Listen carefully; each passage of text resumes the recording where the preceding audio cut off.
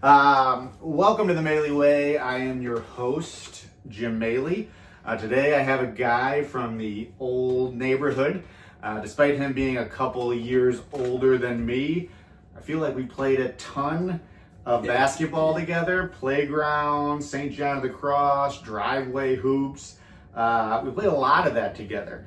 And Jay, he's probably going to say he wasn't, but at the time he was like the best athlete in our school, which I like that about him. But what I admired most was that he was always good to us younger guys. He wasn't like, guys, he wasn't too cool for school. He never tried to bully us younger guys or exclude. I just always felt like he was a good guy. My mom, who substituted for him, I don't know if I've told you this, but my mom, Jay was one of my mom's favorite students. She loved Jay. And she always used to say, and it would embarrass me, how good looking Jay was as an 8th grade student. And I'd be like, come on, Mom, what are you doing?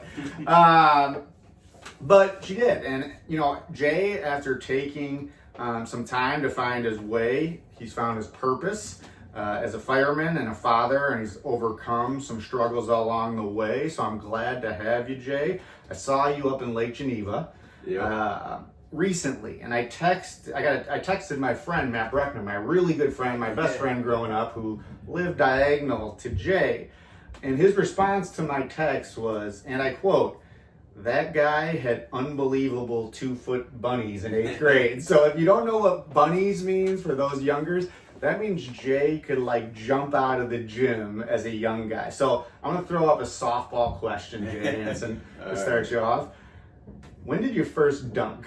All right. Well, I remember all the balling we used to do together, man. It comes back like it was yesterday because we spent a lot of time playing ball. Yeah. And I know I dunked a ton on Brooks' hoop. Yes. Getting alley-oop after alley-oop from you. But on a 10-foot hoop, 8th grade with a girls' ball. Yeah. I remember that. It was like, I knew you were going to say that because I remember it, but it was like legendary. We were all like, oh my God, did you hear Jay Hanson? He dunked a ball in 8th grade. And yes, we did. We spent a lot of time in Bruckner's driveway. I don't know if you remember, we called it the Dunkumentary, where we were recording us dunking all the time. Yes. Bruck just recently found that. No so way. We're going to try to get yes. it on digital. And if we do, I will send that out to Definitely. you, obviously. But I just wanted to welcome you and thank you for coming out. I know, this kind of is awkward at times. You're first doing something, but I promise you by the end, I think you're going to have a good time doing it. Yeah, no, I think, like you said, we ran into each other up in Wisconsin. It just kind of felt natural to reach out to you. You've been, doing this for a little while now. And like you said, we used to be pretty tight, balling every day after school from St. John's days. And, it just felt natural to reconnect and reach out and, share part of my story. Yeah, and Jay just walked into my house. First of all, my kids bombarded him with fake snowballs. Yep, and all then 4 of them. Yeah, they were asking where his fire truck was. Jake is a fireman, and we're gonna kind of get into that in a little bit and how that kind of relates to the mental health side of things. But I kind of want you to take me back a little bit, college and when you got into the EMS, how did that all come about? Is that something you always wanted to do, or is it just something that you found? So it is something that I eventually found. It was kind of on the back burner when I was growing up, and it was something that my dad had mentioned that could possibly be a good career, and I just had no classes that I took that ever interested me. So I was never really a strong student. And it was largely due to lack of interest, not lack of effort. Yeah. So I kind of just navigated my way through school, not really liking any part of it, but I got by. I didn't get good grades, but I didn't get awful grades. Somewhere in between. And went away to college, got that communications undergrad degree. There you go. And You're using it now. right. So finally it's getting some use. Yeah. So nobody told me at the time that you had to choose something specific and get a master's degree in it within the communications field. Oh yeah. So that was not anything I was interested in by the time I graduated. I did end up getting a job in a cubicle downtown after I graduated for a little bit, and that was all I needed to know, that office life was not for me. Yeah. And I cut down to part-time. I was basically watching TV commercials. Yeah. And it was awful. So I cut down to part-time, and I went to COD for EMT class. That was like 05, 06. Okay. And then I went right into paramedic school after that, and got hired on at Riverside as a contract paramedic. And then I got my fire training with those guys in-house. Oh, nice. That allowed me to go test for like career departments. Yeah. And it was a long time coming. I worked in Riverside almost 5 years, but then finally got hired in Lamont in 2012. Okay, nice. So you kind of started out as a paramedic first. Yeah. How was that, like doing that? That's got to be tough. I mean, just got to be. I mean, the whole thing, fireman, paramedic, police, like it's just got to be tough. How was it dealing with that side of things? Yeah, I mean, there's certain things that there's no way they can prepare you for in any textbook for certain, and probably a lot of professions could say the same thing, but we got, hammered with cardiac stuff in the classroom, but no, they didn't tell us anything about what shift work can do to your body over time, or, stored trauma and all that, what that can do to your body, your mind, your relationships, your health overall. So there's a lot of kind of just trying to navigate it as best we can now without a playbook. Yeah. And I mean, you've probably seen that over the years, not only with yourself, but with different people that you've worked with, like in that line of work, either as a EMT, fireman, how it's kind of taken a toll on not only your body, but like the mental health side of things. Yeah, definitely. It's unfortunately, I think there's still a long way to go within the fire service to probably better address the personnel's needs, but it's more than just checking boxes like it used to be. Yeah. So it's definitely trending in the right direction. That's good. Yeah, I mean, because I can imagine, I don't know for sure, but I know from being an athlete that there's obviously the stigma around mental health. And like I had a guy on who served in Iraq, and he said the same thing. There was definitely years ago, it was like a stigma. If you ever went to talk to someone, like you didn't do it. Yeah. And is that kind of how it was, or maybe it still is? I don't know. I'd say it still is. Yeah. Yeah. It's a tough stigma to break all the way through, and I'm not saying that I broke it. I'm doing my best to take care of myself, and I'm an open book for anybody that wants to come talk to me about it anywhere at the firehouse. I am in charge of a brand new guy with less than a year in the fire service, and I'm just trying to be as open and helpful as I can. Yeah. And I guess the one thing too that is good, I think, probably about the fire department is, like I've found, and I think you remember, I was like very shy. You were pretty like quiet at times. Definitely. But like I've kind of over the years, especially lately, like just realized how much like I enjoy like the sense of community. Do you like? I'm sure that's got to be helpful a little bit in the fire department, that you're around guys like all the time doing different things that you wouldn't do in an office setting together. Yeah. Definitely. It's it's a pretty unique and pretty cool work environment, I would say. Yeah. No, and the reason why I say that, I had the guy on who served in Iraq, and we were talking about like PTSD. And what he was saying, he was like, you know what, like guys in World War I and World War II did not have PTSD as much. And one of the reasons is, when they got done serving, they went on a ship, and it took them like a month to get back. So they had time to like decompress with their guys, where guys now, you just fly home and you go and you kind of like have to just live with whatever you saw over there. So I guess that's why I asked that. I'm sure that the fire, at least you're kind of around other guys a lot, and women who have kind of seen what you've seen. Yeah, for sure. And one thing that I've kind of learned along the way that, as I'm trying to kind of navigate the mental health side of things. It's everybody's dealt with their own calls and kind of process them or didn't process them differently. Yeah. And I don't maybe have that one specific like incident where I can pinpoint like that screwed me up. You know what I mean? Right. That one call, it's just like years and years of what have become routine calls to us. Yeah. I mean, coupled with like the sleep deprivation and the kind of always living in that fight or flight. Yeah. Yeah. Well, it's kind of like it's kind of reminds me of what they say about like concussions. It's usually or the CTE. It's not like the one big hit. It's like those little ones over the course of time. Yeah.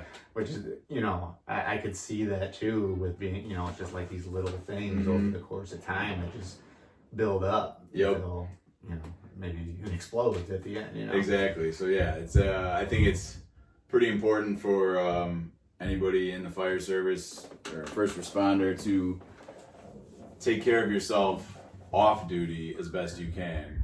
You can control that versus on duty, Yeah. So if you're putting in some effort off duty, hopefully on duty is a lot better for you. Yeah, or you can manage through that. You know what I mean? Yeah. So.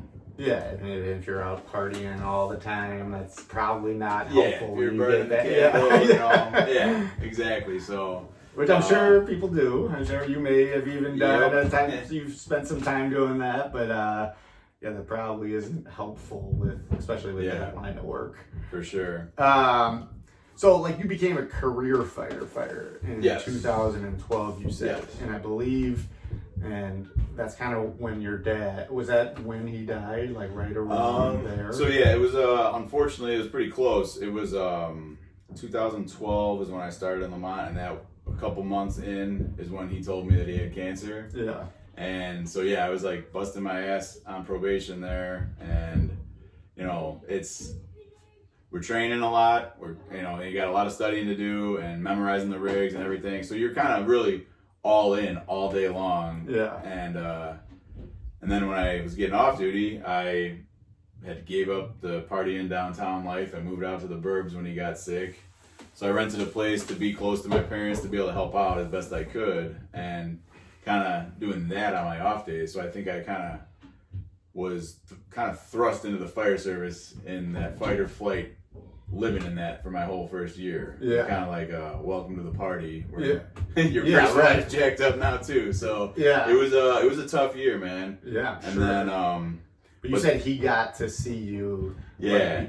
Get your badge pinned on you. Yep. So yeah, it's January of 2013. My dad was still sick, but he was able to pin my badge on me at the swearing in ceremony when I got off probation. Yeah. So I mean that's like my last like great memory with my dad, and it's awesome. So that's very thankful for that. And I think you said it was especially cool for him.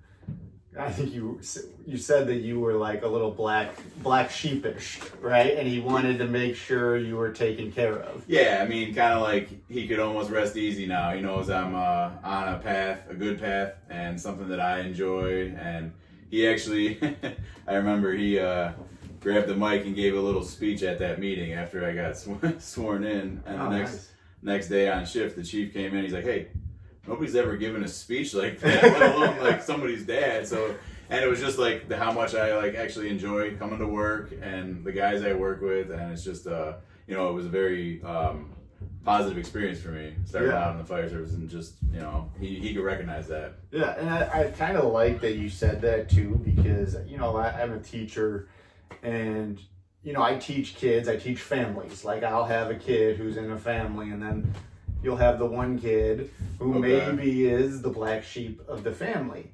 And it's kind of nice to hear you say that and hear what you've kind of become, like that, those guys who are the black sheep, like you can still end up living a successful, have a successful career, live a successful life. I think it's important for young people in particular to know that. Yeah, 100%. I mean, I feel that I am successful and I am happy where I'm at. Yeah. And success today looks a little different than it did 30 years ago. Yeah. And I think that's something that like originally I think my dad thought the fire service would be great because you can get a side job and get 2 pensions. Yeah. Double dipping's hard. I mean, Yeah, I'd love to, but it's just so hard. And Yeah. I had, the job of my lifetime was taking care of my girls when they were little. And, so that's just a little bit different than, what some might consider success. Yeah. Or how it translates from 30 years ago. But, I mean, I consider that, to me, I think you kind of are saying this too. To me, my job is dad. Like, my number one job is dad. Yes. And that allowed you to do that. Like, it allowed you to really do that. And as hard as I know that had to have been being home with the kids, not too many people get that opportunity. Well, there's only 2 of them, thank God. I even have 4. Like, So they don't throw snowballs at me when I come home or walk in the door. True. All right, so you become a firefighter, and I think at around this time, is that when you started with your dad? Like, is that when you started dealing with like depression and that type of thing, or did it have to do more with other stuff, or is it something that you dealt with before? Yeah, what are you thinking? I think I think it kind of had been brewing for a while, and then it got to the point where I was like, maybe I should try to do something about this. So I actually did try to go to therapy while my dad was sick. And I just looked up a random therapist, gave it a try, and I did not like it. It was not a good experience. It was just like, literally might have been the yellow pages. I don't know. Whatever, Google. But it was just a bad experience. No, and I can see, like, I've only really gone to one therapist. She was amazing. Her name's Amy Lambert. She was great during COVID, but that was more because, like, my depression, I think, had to do with like the situation at that time, and all the other times it really didn't. It was just kind of random. So like, I can see therapy.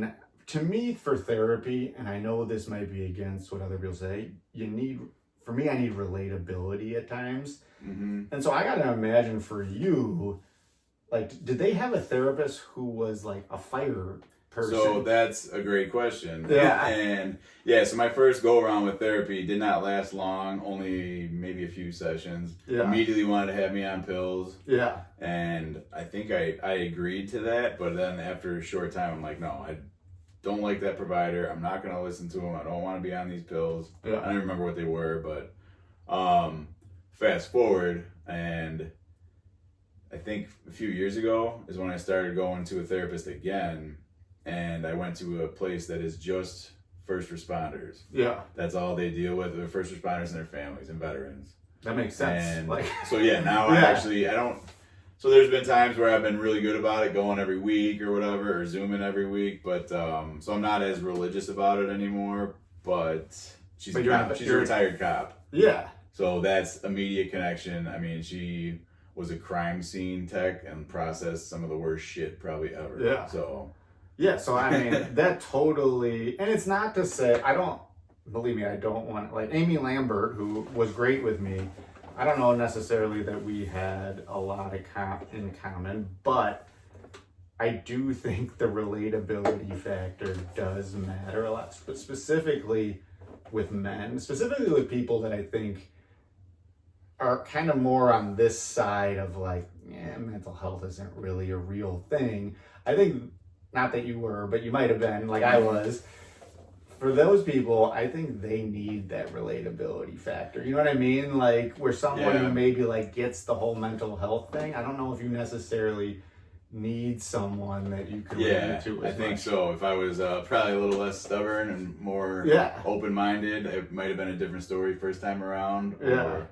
But this definitely helps. I felt, at least, it's getting me somewhere. And so you said the two with the medication, was that not, like, were you not feeling that at all? Like, was it not working, or were you just kind of sick of just the whole thing? So you're just like, I'm done. I'm not going to try that. I tried it, and I don't remember exactly. I don't even know what it was, but it just...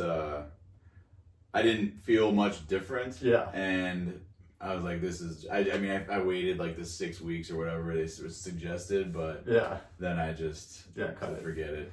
And I mean, to me, that's kind of what I've found is you got to kind of figure out like what works for you. Yeah. Like it's a nuanced thing. Like something that might work for me might make you more depressed. You know what I mean? Exactly. Like it's a nuanced thing that It is. you got to kind of just stick with and figure out what works for you. Just that makes me think. It reminds me of a rotation that we did in paramedic school, where they actually treat depression and other mental health issues with shock therapy.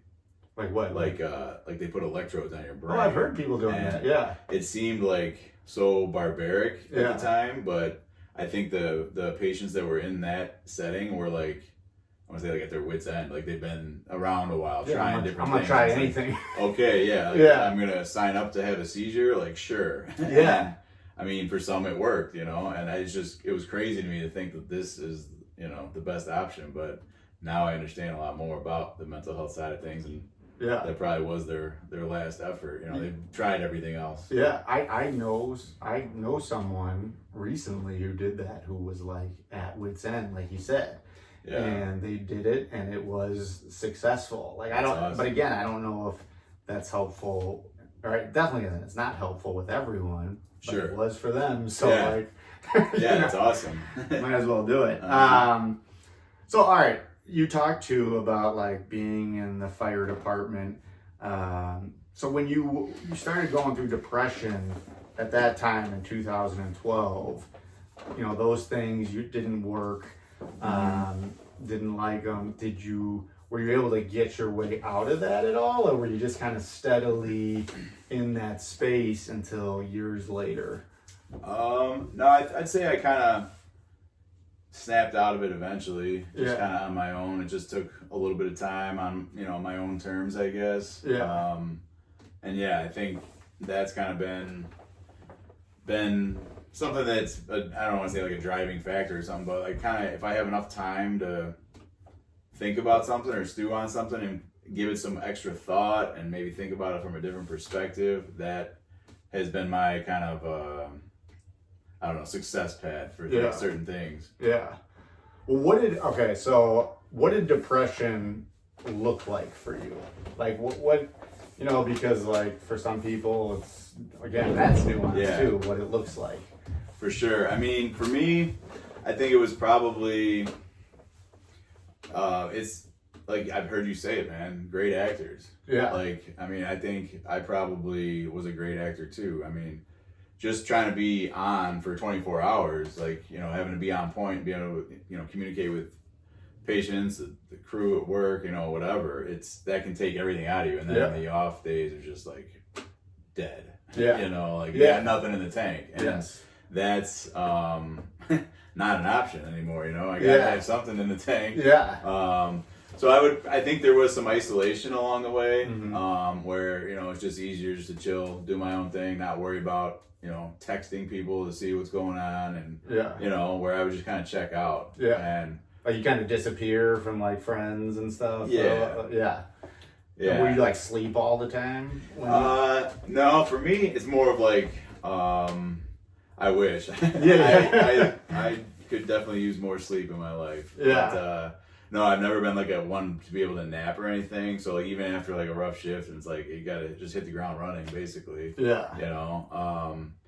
But I think I probably did so. Yeah. So like I said, man, a little bit of isolation, and I think also I was probably got into a little bit of drinking too much, and didn't kind of like have the best control of that, I think, throughout all the time. So that was something that I know didn't help me. And if I was to try to navigate therapy and medications, and, you know, I think booze was just something that was always there, and that was just kind of keeping me in this, like, I guess, cycle. Yeah. And to me, it's like, kind of like, even taking mental health out of it, it's like, all right, you can eat healthy all week, and you work out all week, and then like the weekend comes and you're just like a train wreck. Yeah, just getting hammered. Yeah. So just go hard, eat whatever you want, and, you know, until 2 a.m. Like, you know, it's just like, what are we doing here, man? That's kinda, so that was kind of one of the things that I eventually came around to. It's just like, I can't keep living this groundhog week after week. Yeah. It's just the same nonsense. Yeah. And same with like, I mean, And then it probably made it like better while you were doing it, but then made it way worse afterwards. Yeah. So, yeah, I mean, it's one of those things, like, I could kind of just help me relax a little bit more, or, maybe go watch a game with someone, have a couple too many, whatever, but it definitely never helped anything. Yeah. So. Yeah. And so you're living this grind, and then the kids come into play. So I know you said how amazing it was to be able to have that experience with your kids. However, that's got to be tough, like navigating going from the fire department and then boom, you're right back on again. Yeah.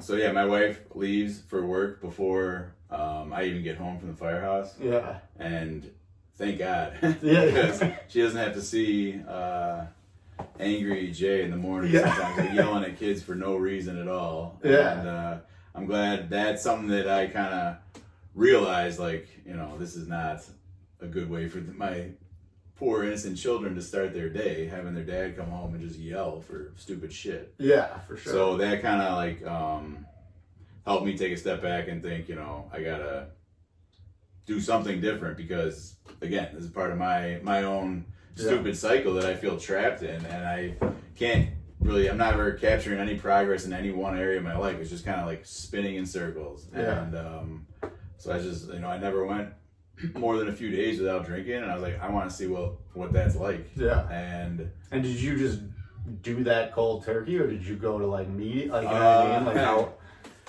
So, I mean, I'm sure you had some relapses along the way. Yeah. Yeah, dude, this was something that was like in the back of my head for probably years. Yeah. And, kind of like, all right, man, I should probably just deal with this. I always I'd be bargaining, like, all right, only drink on the weekends, or only, beer the day before I got to go to the shift, or whatever. I was always making up new rules that were justifying anything I wanted to do. Yeah. Or any, so it just wasn't working for me. And like I said, man, I never went more than a few days. So I just wanted to see what life was like without booze in it. And I'm a better person because of quitting drinking. Yeah, I'm sure. Well, I'm sure too, like we were just saying with the mental health side.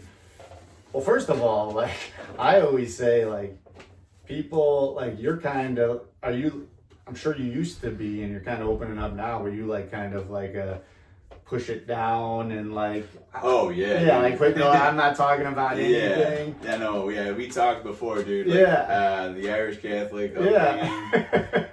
Yeah, a lot of joking and laughing, but not much serious conversation. Right. Ever. Yeah. So like that's why I looked up. I was like, I wonder, like with the boozing, like if that's something that like is just inherent, and like there's no biological link, but the culture, I think, creates, these mental health issues, and then you turn, I mean, it could go the other way around too, but I think that happens to a lot of people who end up becoming alcoholics, is they're dealing with that mental health side first. Yeah. And then they go and start doing that. I'm sure it's a ton both ways. Yeah. No, it's But I think, so I didn't end up going to meetings, but like I said, that was something that weighed on the back of my mind for probably years, and I just finally had a shift and changed, and haven't been back since. It's been a couple of years now, and it's way better without booze in my life. I'm sure it's got to be. I'm sure was there, I know you talked about there might have been like tension with your wife too at the time in terms of, so I just didn't know, I think like I didn't know how to deal with problems, really. I just would wait. She would try to talk to me about something, and I usually would not want to engage. Definitely not if she was pissed off. Yeah. So I'm like, all right, I'll just wait till she's done. Yeah. And then she's going to go upstairs to bed. I'm going to go probably have a drink and then go to bed. Like, yeah. Or two or three or four. Yeah, that's what you said in your email. So it was just a shitty cycle again, man. And I'm like, I had the thought where I guess part of what's helped me is thinking kind of outside the box or down the road, and what could my life look like? Yeah. Mm-hmm. And what do I want it to look like? and what could it look like. Yeah. Are two completely different things. Yeah. And I know that I just want to give my wife and kids like the best of me, the best shot at life with me. Yeah. And I don't, if I would have kept up drinking, she could have asked for a divorce. That never came up, but like, Yeah. I wouldn't have blamed her. You know? Yeah, I would right. have understood. And my kids probably wouldn't want to be around me if, if I was some mean, nasty drunk or never giving them the time of day. So, I mean, it was like a no-brainer. Yeah. Once I kind of like gave it some more thought and thought about the big picture and everything. So, So she stuck, that's what I always say about Katie, like, she stuck by me when things were not going well. And I mean, she stuck by me. And I don't think she ever even thought of not, but like, I'm sure she was like, and she had said this, like, I didn't sign up for this. Kids. Yeah. There was the chance to run. Yeah, right, exactly. So she kind of stuck by you through all these times. Super supportive wife. Kaylin, she's amazing. She's a school counselor by trade. Yeah. So I think that's, says a lot about her in general. That's the kind of person that she is. And she's very supportive and, she's always got my back no matter what. So that's been a huge help. Yeah. Well, so then, okay, you said you were talking about earlier how you finally like went back. I think it was in 2019 to get, talk to that retired cop. Yes. Like, what were some things that helped that they were able to help you with? So one of the things, I remember our first session, she pretty much explained to me how a first responder's brain works over time and how the brain can end up over time with some of this shift work. And so that alone was like, oh yeah, that makes sense. Yeah. So like, so it was like a kind of like a epiphany moment for you. Kind of, yeah. Like you were probably, I don't mean to put words in your mouth, but I'm just thinking from my mind is like my first time I went to see someone, he explained like the different types of depression and something that I never knew. And I was like, oh, yeah, that makes sense. So I was very anti-depression. I'm like, that's a lazy diagnosis. That's bullshit. Like there's something specific. Like that's like a communications degree. Depression. It's just stupid. So I was like, that's a lazy therapist. Like, get out of here. That's what I thought what the first one was. And at least the second one explained things to me. Not so much like the different types and stuff, but like what a first responder's brain and body goes through and how we do need to try to have some type of a reset before I go home and start screaming at my children. Yeah, right. And trying to, like, I'm still in that, first responder mode, but I'm supposed to be in dad mode and husband mode. Yeah. And again, like, I'm glad Caitlin's out of the house sometimes when I get home because I'm not always, shifted back. Yeah. And honestly, sleep alone is the biggest thing. So, there are nights every now and then where I'll sleep through the night at work, but that's pretty rare. Yeah. Usually you feel like you get hit by a freight train, even if you didn't run a call. Because you're light sleeping and there's, you're in a bunk room, other dudes around you. It's not deep sleeping. Yeah, for sure. The sleep alone is huge. And that's something that I've been able to identify and then like prioritize on my 2 off days. So like I go to bed early on the nights I'm here at home. Yeah. It's been huge. Yeah. And like in terms of like, are you exercising a lot or have you always exercised? I've always exercised, and that's kind of been my antidepressant throughout. Yeah. I know I feel shittier when I don't work out. Yeah. That's something that's been huge for me, and that COVID kind of derailed that. Oh, God. Yeah. So I remember, I was going to a gym out in Lisle, and the guy said, "Here, come sign out equipment if you want to take it home." And so I grabbed some stuff, was working out in the garage, and still work out in my garage now. Yeah, so that was like, that's kind of one of your places that you go-to spot for you? My man cave is a garage with some workout equipment in it. Yeah. But, so another thing at the therapist's office, though, is, and I'm not an expert on this, I wish I could, but we tried EMDR. Oh, I was going to ask you about because I know, I had heard that before when I was talking to someone. I just didn't really, I was like, are we done? And, she'd like show me this like light, or I got to follow this. It's like the light thing, right? Yeah, I'm following like this light, and then she just stopped and be like, all right, now what? And I'm like, I got nothing. Yeah. All right, keep going. And then she keeps hammering this light, and like, I felt like I was doing it wrong or like not, you know, it was just kind of weird. But I think we got kind of through some stuff through it. But like I said, I'm not the expert on it, but I think it's something that's, what's the harm, you know? What's a few minutes at the end of a session that worth a try? So we did it for a few, and I think it was beneficial overall. I do know that like some of them offer it like online, which I don't know how that would be if you got to like a therapy online, like EMDR online. Oh, really? Yeah. Yeah. So that I was in person, so I don't know how that would work, but I've heard of that. Is there anything else like that you have like do specifically in terms of like the self-care aspect, in terms of you exercise, which is good?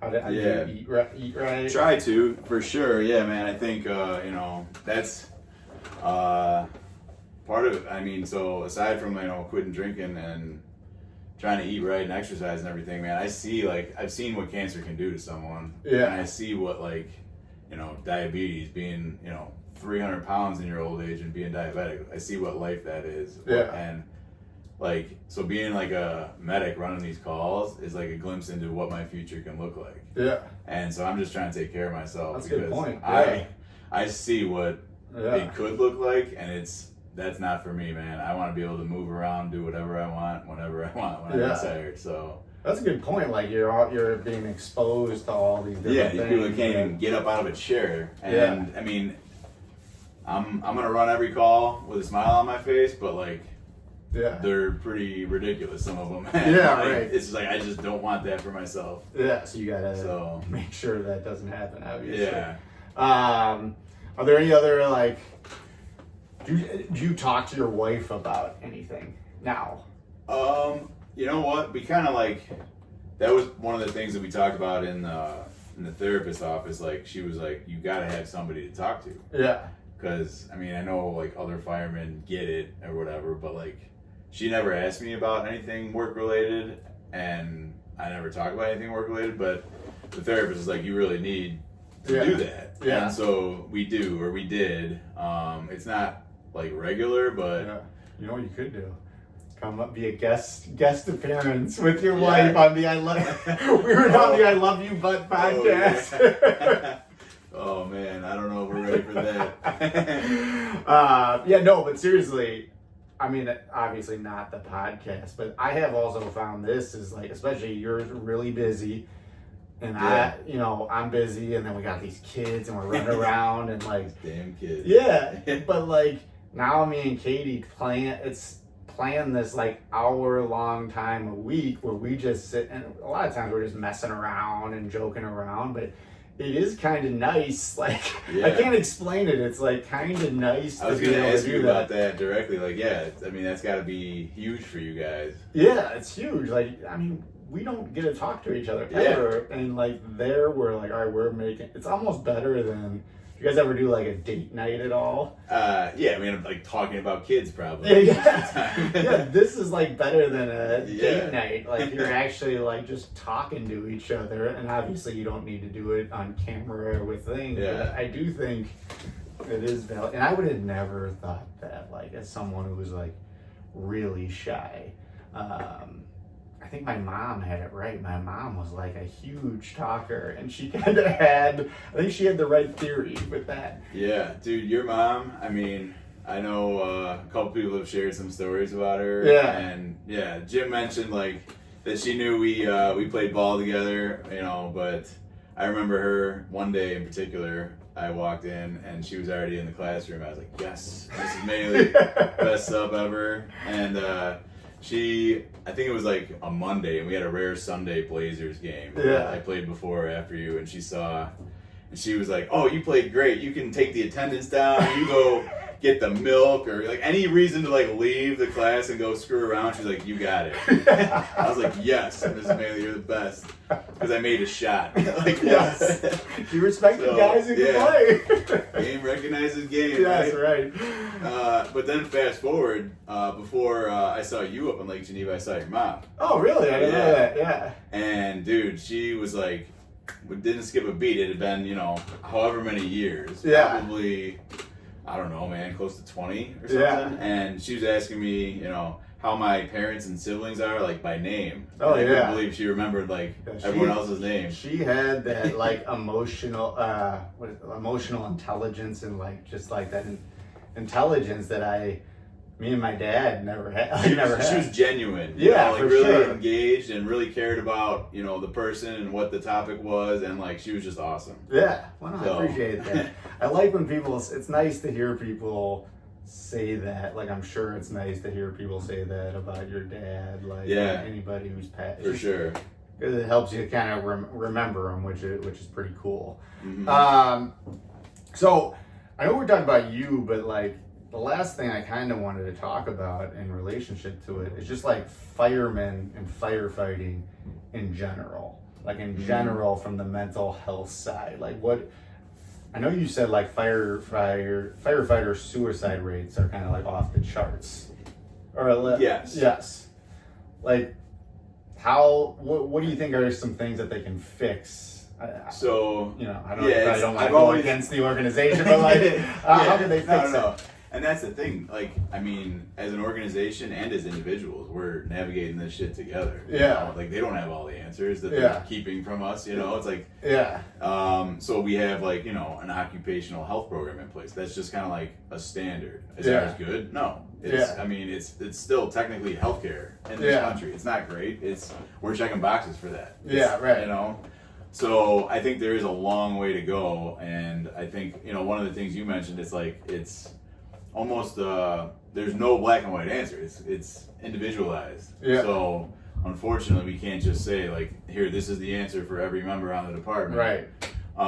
So that's the thing that I'd like to hopefully see guys buy in on their off days, taking care of themselves as best they can, because that's to me truly the only way to capture any progress or see some success. So I think fire service, like I said, still has a long way to go, and I think that is it like the tough, like, because you got to be tough to be a fireman. You got to be tough to be a fireman. I think people tend to think that if there's mental health involved, you're not tough. But to me, you coming on here and talking about it, or like when Mike Fisher did it. To me, that's tough. Like that is tough. Like that's you know what I'm saying? I don't think I'm tough, but I think I do know what you're saying. And I just I'm being a fireman is just my job. I'm not a hero. It's just the way I pay my mortgage and take care of the family. But it is a unique profession, and I think I understand what you're saying, but I think you're more of a tough guy, I think, than fireman, me, Fisher, whatever. I'm saying you coming and talking about, as a fireman, talking about the mental health side and talking about your stuff, like to me, that is tough. Like that is a tough thing to do that not everyone will do. It is, and I think a lot of times, I think when I was younger, I had the mentality of, so I'm like 18 years in the fire service. Oh, there's plenty of time to take care of myself later. I'll do that on the back end. There's not going to be shit left of me if I kept going the way I was getting by. There's going to be nothing left to take care of. I'll be probably divorced. Very unhealthy, just miserable. So there's you got to buy in now, early in your career, and I think kind of changing of the guard, department's getting a little younger, and hopefully these younger guys, they all already work out, most of them, so that's like a huge factor right there versus the old guys that worked another trade job. That's not really the case anymore. Not a lot of guys have part-time jobs. We get paid more money now than they did, a generation or two ago. So but I think it's just, you got to start young, start early in your career, and just be open-minded to whatever's out there. Because like you said, man, you don't know what's going to work for you, when you're going to need it, but you're going to need some help somewhere along the way. For sure. And I think kind of like, I know I'm comparing, the fire department to like the military, but like this guy, Paul McQuigg, he's an LT guy, Western Springs guy, went and served in Iraq, and he said like, there was a time when he was serving that like, I think they called him the wizard. Like the therapist was the wizard. they're like, don't go see the wizard. Don't go see the wizard. So no one would go and see like the mental health people. And he was like, it wasn't until like the top guy, one of the top army guys started talking about it. And he was like, listen, like, you're soldiers. Like, when you're going into battle, you call in everything. You call in the artillery, you call in this guy. You use every resource at your disposal to defeat the enemy. Why don't we do that with the mental health side of things? Like, why don't we call in all the resources to defeat it? And I think that's kind of a good point that he made, is like, when the top level guy is saying it, all these other guys maybe start going to see the wizard. You know what I mean? Yeah, and call him a wizard for a reason. Yeah. I mean that's an interesting point, and hopefully the whole rest of the squad, any of them got help they needed, you know. Yeah, for sure. And hopefully guys will see, firemen will see you, Jay Hanson, coming on talking about again this issue. I think it's getting better, but I still think that, like you said, there's a long way to go, and I think different occupations have different ways to go, probably based on what you do and what you see and things like that.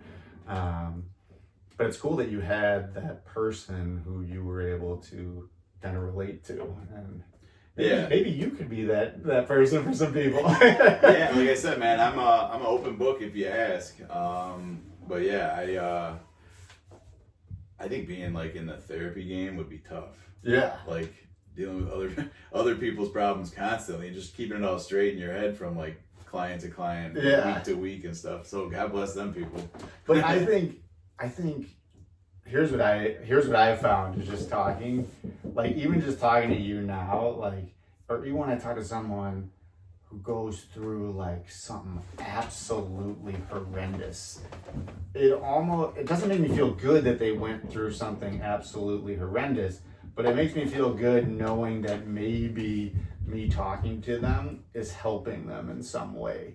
So I think like if you did go into the therapy game, you could use your own experience. And I think that like even when I hear different people's stuff, like it doesn't make me feel bad. It makes me feel good that they're trying to do something about it, and I'm trying to relate to them to help them. If you know what I mean? Like it's kind of, I don't know. It's just one of my theories. No, I understand what you're saying there, and I think it makes sense. Yeah. So there's definitely something there. Yeah. So what was I gonna say? Do you have anything else you want to say? Did you end up? I ever ask you if you played on that Tar Heels team? No, I didn't. You know the team I'm talking about? I do know. Yeah, you guys were really good. AJ and Brock and those guys were on it. Yeah. No, I was just playing because I was playing a year up anyway, so that would have been like two. I don't know, but you were young. I played. That was like my age group basically. Yeah. It was the only time I ever kind of played down. It was like for like one summer, and it was the best team I was ever on. It was a lot of fun. Yeah, well, I always thought AJ at that time was like, he was like one of like the best players in like the country. Like he was just like out of this world at that time. Yeah, I know. I thought I played a lot of basketball, man, and like I thought I was a basketball junkie. But you guys blew it away. Yeah. I remember actually. So I was in school in right outside of Cleveland, and didn't have an iPhone, so I was like logging on, and I followed your guys' team, and then when you were at Northwestern, and I'm just like, where'd he go?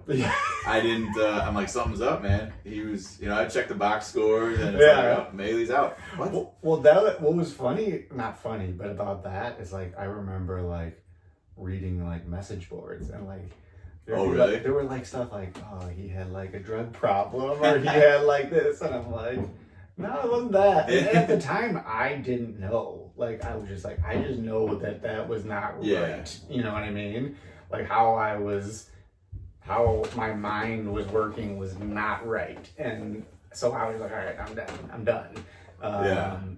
I mean, good for you that you were able to at least recognize it. Yeah. And, maybe it took a little while, but you got to where you needed to be. Yeah, and I guess like my hope is that for the next person that is like that, it doesn't take a long time like it took me. Like it's like, hey, let's get someone at the athletic department that can talk to this person who may be struggling and they don't know what the hell is going on. Yeah. Wait, did you think of anything else? No, I just had it and now I lost my it fault. again. I was blabbering.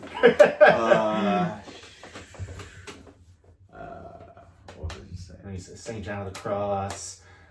No. Miss Bolton, Mr. G, Mrs. Delaney, Bridget McGuire. She was on it. She's funny. Yeah. Shit.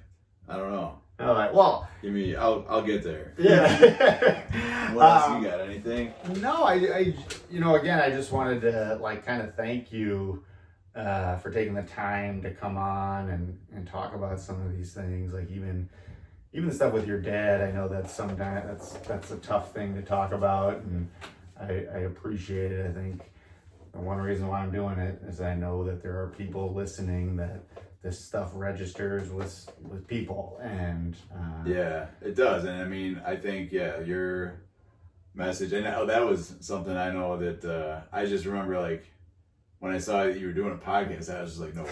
I think you said Lynch said it best, like, not a chance in hell. Yes. And man, I would not have ever guessed that from back in the day. Like, we didn't talk much, we just hooped. Yeah, just play basketball. Hey, Jay. But I think it's amazing what you're doing, and happy to support you, share a little message. If I can, hopefully inspire somebody to maybe get some help, or reach out to you, me, whatever. Yeah, it's all, I think, for a greater good. Yeah, no, and I appreciate it, and I always talk. I know you get this reference. My share selfishly came from screening selfishly, and I appreciate you coming on. Oh, so that was part of something that I appreciate, that I understand, and that actually got me thinking, and that makes sense to me, and I think this is beneficial to me too. Yeah. And I know, like, I just tried to take, like, when he was sick, I think my brothers were still living here, but I moved out to the burbs. We were all downtown, and I just didn't really know what to do, and just wanted to try to be there for, if I could lighten the burden on my mom at all, like, that's what I want to do. Yeah. And it gave me a chance to spend a little bit more time with my dad at the end. Yeah. And so it was something that I look back as an opportunity that I took advantage of, and obviously wish I had more time, but very grateful and thankful for the time that we did have. And I know something that he always said, especially towards the end, and he knew it was coming. He said, when faced with a tough decision, he's like, choose the harder option. Yeah. He always said, just do the hard thing. Yeah. And that's something that I've always kind of kept in the back of my mind, and I try to think about and kind of live by. And that's awesome. Well, I guess I know I was going to end it, but I think that you talking about your dad, I also think brings up a good point. Like, until you lose a parent, like, when I would have people that I know lose parents, it was like I didn't know what to say. And you don't know what to say anyways, but at least you kind of get it. And I think the Massarellas who came on were like, it almost became a superpower for us. Like, after we lost our mom, we were then able to be that person for someone else. Do you feel like that's happened with you? Like, yes, 100%. Yeah, that's a very good way to put it. Yeah. Unfortunately, yes, I've had. Yeah, it's a club you don't want to be a part of, but you are, and you can help other people. Yeah, it sucks no matter what, so might as well embrace it and try to put some kind of positive spin on it somewhere. Get something out of it, some benefit somewhere. Yeah, no, that's awesome. Again, I appreciate you coming on, and as I always say, by sharing our story, not only do we help others, we end up helping ourselves, because that's the Maley way. Nice. There you go. That's good. That's perfect. No, now I'm like, what the fuck was I gonna talk about? I just like had it and lost it. I know, that happens More to- notes. That happens to me. Well, Oh. what I found too is that